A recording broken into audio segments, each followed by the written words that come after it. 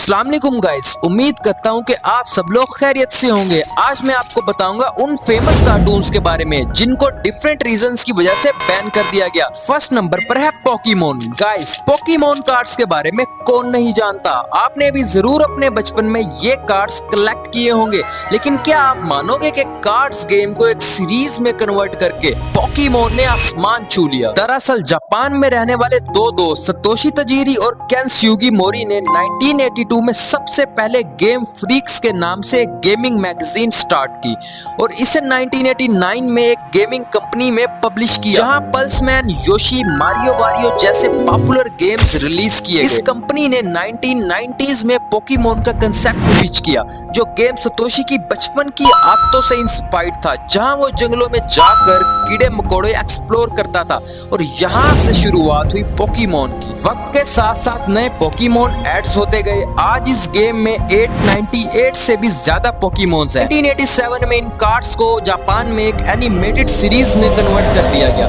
तब से अब तक इसके 23 सीरीज और 1000 से भी ज्यादा एपिसोड्स आ चुकी हैं। डियर व्यूअर्स, पोकेमोन की शोहरत इसकी कुछ बैड एपिसोड्स की वजह से दिन ब दिन कम होती गई। जैसे द बीच एपिसोड में कैरेक्टर्स को बिकनी में इन्फ्लेटेड ब्रेस्ट के साथ दिखाया जाता है। That was the bad impression on children. इसके अलावा इसके एक पॉलीगॉन वाले एपिसोड में इतनी लाइट्स चमकाई गई थी जिसकी वजह से बच्चों को partial vision loss, headache, dizziness और नोजिया जैसी कंडीशन हुई। क्योंकि जो बच्चे वो एपिसोड देख रहे थे तो इतनी ज्यादा लाइटिंग देखने की वजह से इनके ब्रेन में एक ऐसा केमिकल रिएक्शन हुआ जो इनकी बॉडी कंट्रोल नहीं कर पाई। इसलिए 4 मंथ्स तक इस शो को बैन कर दिया गया ताकि वो इस ड्यूरेशन में अपने शो को इम्प्रूव कर लें। गाइस, नंबर 2 पर है Scooby Doo, my favourite. Scooby Doo को कौन नहीं जानता। ये एक ऐसा शो है जो अपनी हाईएस्ट रेटिंग की वजह से बैन हुआ था, लेकिन क्या आप जानते हैं कि इस शो को इतना फेम क्यों मिला? क्योंकि इस शो को राइटर बाकी वायलेंट शोज के कंपैरिजन में हल्का लाइट दिखाना चाहते थे।